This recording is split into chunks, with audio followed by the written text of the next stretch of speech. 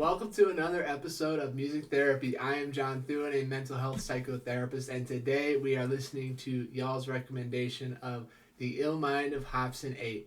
Let's get right into it. All rise. Case number 23, HOPSIN versus Mr. Funk Volume. The Honorable Dunsky Douglas presiding.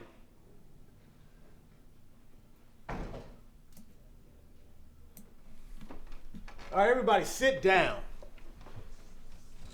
This is really getting on my nerves. You guys are taking up too much of my time. Marcus Hopsin, please come to the stand.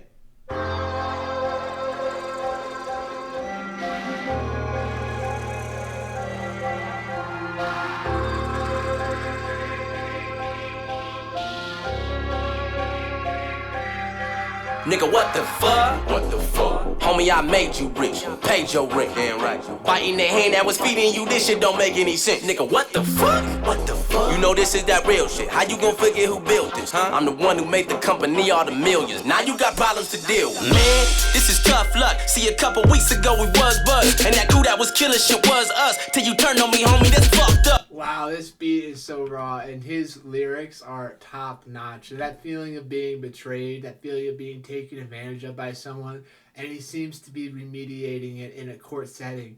But he is laying into this person for whatever he did. He said, we were buds, but now you stabbed me in the back. I'm over it. I am over our relationship, and that is a relatable feeling. I'm sure we can all think of some time we've been betrayed, and sometime we learned that a relationship isn't best for us, and that's a hard realization to accept. Let's listen to that again. Made the company all the millions. Now you got problems to deal with. Man, this is tough luck. See, a couple weeks ago we was buzzed, and that crew that was killing shit was us. Till you turned on me, homie, that's fucked up. I ain't keeping this shit on the hush hush. On my chest, I just carry too much stuff. I done had it, enough is enough, bro. Plus I needed something to get my buzz up. You done fuck with the wrong dude. Ain't no telling what HOPSIN is gon' do. Creeping up on you. Quit your sleeping, I told you. This a motherfucking journey we finna go through. If I ain't had so much to lose, I swear to God, I'd probably beat up and choke you. Damn. Nigga, this is that raw shit, right. That organic flow you probably see up in Whole Foods. Wow, I love this. So he is saying that if he didn't have all of these things to protect, he would attack this person. And he's saying that because of the anger and the betrayal that he is feeling, that he wants to resort to violence, but he has so much to lose. And that is a great thing for HOPSIN to accept here and not give up all of his earnings, all of his triumph, all of his victories, just to rebuke and to spite someone else. Shiver me timbers, something's fishy about you, Mr. D. Ritter. When I told you that I wanted new management, why the fuck you throw a fit and seem bitter? Oh, so he is rapping here against his old manager, and I'm assuming here that his manager betrayed him in some capacity and manipulated him to the point where HOPSIN didn't want a new manager, because that's what he's saying here. He's saying that, hey, you at a time were manipulating me to stay with you because you were afraid of losing all this money. And that is, wow, this is getting real quick. About you, Mr. D. Ritter. When I told you that I wanted new management, why the fuck you throw a fit and seem bitter? Why you catch an attitude whenever I question you bad on my fucking percentages? I know why. Why? You been bending it in your business. I love the judge here. Your Honor, I'm innocent. This nigga crazy. Oh, it become a vibe up in here. I love how it transitioned right there. He is so raw with these beats. I know why. Why? You been bending it in your benefit. Your Honor, I'm innocent. This nigga crazy. I'm telling all of my people. You tell him. He taking all of my C-notes.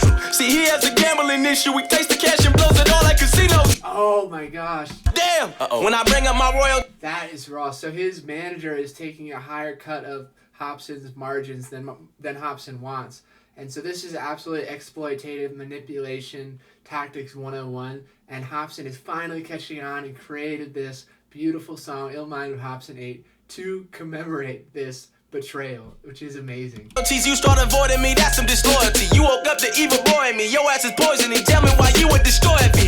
This was a fucking vision that I had created with your brother, but you too infatuated with the money, you killed it and ran it straight into the gutter. Oh, I just love how the jury's dancing, the judge is into it, that he's calling this person out. He's saying, you have a gambling issue. Like, this isn't my fault. It's your fault that you're taking more percentage than I'm allowing. And everyone seems to be vibing with HOPSIN here, which is, it's hard not to, and he makes such a great point. Created with your brother, but you too infatuated with the money, you killed it and ran it straight into the gut. keep pissing a whole lot of people off. Our whole label came out with a weak result. You on that same bullshit Tamika brought. Nigga, I don't know what you thought. You think I can't see the blood on the walls? That ain't going down, nigga. I don't know what you thought. I can clearly see the blood on the wall. That ain't going down, nigga. Ain't got time for your bullshit. Everybody knows you be on it. Ain't got time for your bullshit. Everybody knows you be on it. Ain't got time for your bullshit. Everybody knows you be on it. I love the chorus here, how he is saying, I ain't got time for you anymore, no one does, you are exploitive and I'm over it. Such a profound message he is sending, and the blood on the walls has been painted in the blood of HOPSIN. He has been taken advantage of, stabbed in the back, and made to profit from it. So really incredible message, but it really sucks that HOPSIN had to go through this betrayal and poor management here. Ain't got time for your bullshit. Hold up, I got some more shit to say. Yeah, it's supposed to be funk volume, isn't it? Thought it was music above all the business, but you just said fuck all you niggas. You tarnished the brand and you started the funk volume fitness? Come on, I really think got us portraying something we really ain't. How we supposed to be ill when you on our website with a shake weight trying to be Billy Blanks? Nigga, thanks. So he's touching on the intersection of business and music, and how business interests at one point were taking over the musical passion that he has. And it's so hard. We see this all the time in the clinical world of people not getting the therapy they need because of business needs, because of regulations, because of management. And he's saying that you can't be ill, you can't be cool with the shake weight, trying to be something you're not. And because of all the marketing bogus that's being propagated through his rap and his platform of art. Ain't nobody trying to lift weights. We just want to hit up the studio with this rap and do shows. But you don't understand the culture of hip-hop. You a lame ass nigga, dame half the crew knows. New age Jerry Heller, a scary fella. I hate your fucking name, every letter. I'm very fed up. You acting like an ordinary heifer. I'ma take you to the mortuary dress up. We gave you our trust, then you at us corner. You got us a shitty label deal with Warner. And if I confront you about it, you tell me I need counseling and I got a disorder. Right, so he is gaslighting HOPSIN here. He's saying that, no, it's not my fault. You're the one who's actually problem. You have a mental health disorder. It's all your fault. This is typical gaslighting, which means minimizing someone's experience and trying to manipulate them and to coerce them. Let's listen to that one more time. Like an ordinary heifer, I'ma take you to the mortuary dress up. We gave you our trust, then you at us corner. You got us a shitty label deal with Warner. And if I confront you about it, you tell me I need counseling and I got a disorder. You send me on tour in this horror. Shitty hotels, no sleep, with no food to order. Meet and grease every single day is torture. How you expecting the A1 perform? Yeah, and we're really touching on here the abusive aspects of their relationship. No sleep, no food, poor hotels. This manager is milking HOPSIN dry, and he is over it. HOPSIN has had enough. He has seen enough, done enough, and he's ending this relationship. I mean, I'm sure that HOPSIN will be much better off without this manager. Every time something's wrong, it's the same thing. Blah, blah, blah, blah, you just blame me. Damn. Then you tell Brooklyn and Jamie. Damn. Now they both thinking I'm crazy. Damn. I deal with this on the daily. Damn. My career mentally rapes me. Damn. I won't let this nigga break me. He praying dizzy writers go replace me. Shady. It's gotta be so hard to be an artist and have this public platform like HOPSIN does. I cannot imagine the mental turmoil that he goes through on a daily basis, writing the songs, coming up with inspiration, performing, dropping an album. He said mentally rapes him, and that is a great depiction of his abusive cycle with this manager in the music industry. What are your fucking motives, Dame? Let's talk about it. You're our manager, our label owner, our accountant. That's kinda tricky. Something is fishy. That's risky. We just don't even know. We go with the flow while you rowing the boat. You keeping it simple-minded, cause you know when our only concern is just hoping we blow. So when all the money come in from our album and tours, you sit there and soak in the dough.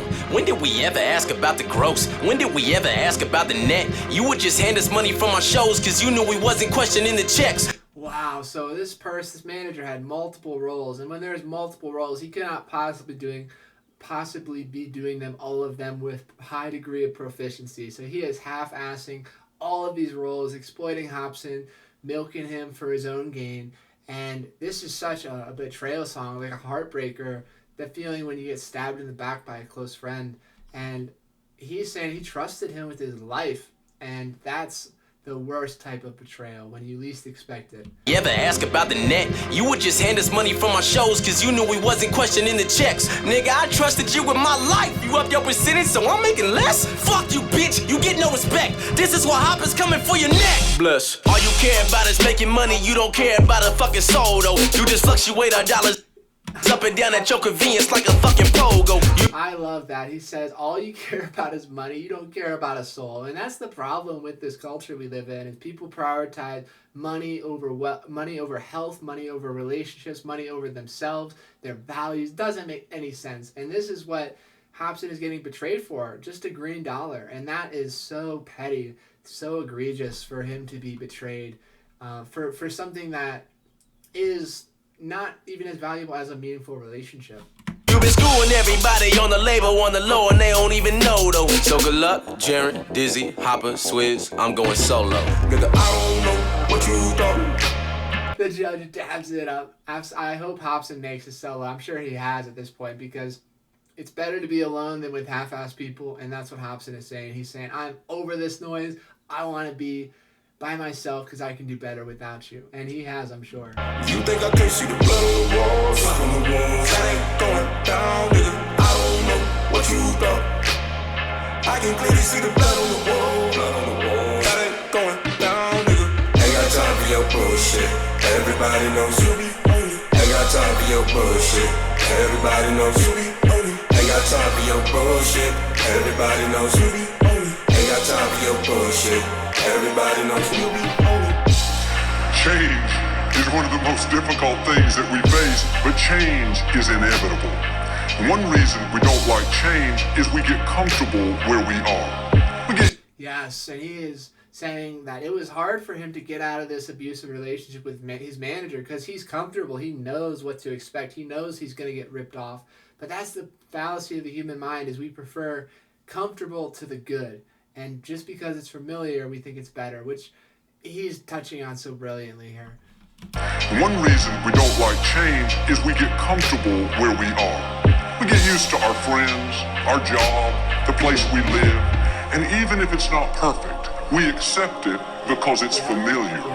And what happens is, because we're not willing to change, we get stuck in what God used to do instead of moving forward into what God is about to do. Yeah, so we know that we're changing whether we want to or not, and we're never staying the same. We cycle out our organs every year, we cycle out our experiences and our bodies, and what that means is that we either have to embrace change or we will be stuck. And that's what he's getting at, is that you either have to grow fast or die slow, because we're not staying the same as much as we would love to stay the same.